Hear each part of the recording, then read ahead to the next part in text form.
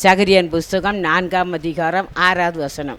பலத்தினாலும் அல்ல, பலத்தினாலும் அல்ல, பராக்கிரமத்தினாலும் அல்ல, பராக்கிரமத்தினாலும் அல்ல, என்னுடைய ஆவியினாலே ஆகும், என்னுடைய ஆவியினாலே ஆகும் என்று சேனைகளின் கர்த்தர் சொல்லுகிறார். என்று சேனைகளின் கர்த்தர் சொல்லுகிறார். நம்ம என்ன செய்யாலும் ஒன்றும் செய்ய முடியாது. பலத்தினால அல்ல, பராக்கத்தினால, தேவனுடைய ஆவினால ஆகும்.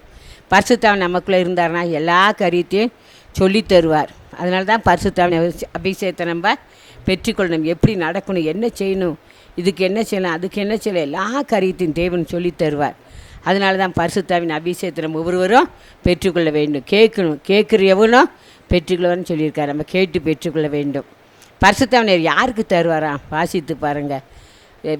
நம்ம வாசிக்க கேட்ட வெளிப்படுத்தின விசேஷம் 21ஆம் அதிகாரம் 6வது வசனம். தாகமாய் இருக்கிறவனுக்கு நான் ஜீவ தண்ணீர் ஊற்றில் இலவசமாய் கொடுப்பேன். பரிசுத்தாவின் அபிஷேகத்தை பெற்றுக்கொள்வது காசு இல்லை, ஒன்றுமே இல்லை. ஆனால் நமக்குள்ள என்ன வரணும்? தாகம் வரணும். தாகம் பரிசுத்தாவினுக்கு வேணும்னு சொல்லி ஆவியார் மேலே தாகம் இருந்தால் தான் அவர் என்ன சொல்லி ஜீவத்தண்ணீர் ஊற்றில் நமக்கு இலவசமாய் கொடுக்குறார். நமக்கு தாகம் இல்லாமல் இருந்தால் நீ பெற்றுக்கோன்னு சொல்லி ஆண்டவர் சொல்ல மாட்டார். இல்லை நீ பெற்றுத்தான் ஆகணும், இல்லை நீ பெற்றுத்தான் ஆகணும்னு சொல்லி சொல்லவே மாட்டார். அதாங்க சொல்கிறாரு.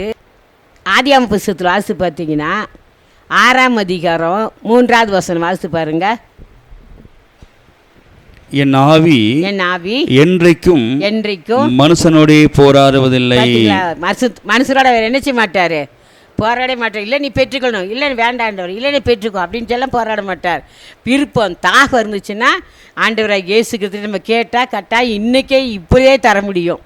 பரிசுத்தாவில இருந்தானா சகலமே நமக்கு சொல்லித் தருவார். எல்லா காரியத்திலையும் நான் ஆண்டவராக இயேசு கிறிஸ்து நமக்குள்ளே இருந்தானா எல்லா காரியத்திலும் நமக்கு கற்றுத் தருவது மாத்திரம் இல்லை, எப்படி நடக்கணும் எல்லாமே சொல்லித்தர முடியும். எல்லோரும் சொல்லித் தருவார்.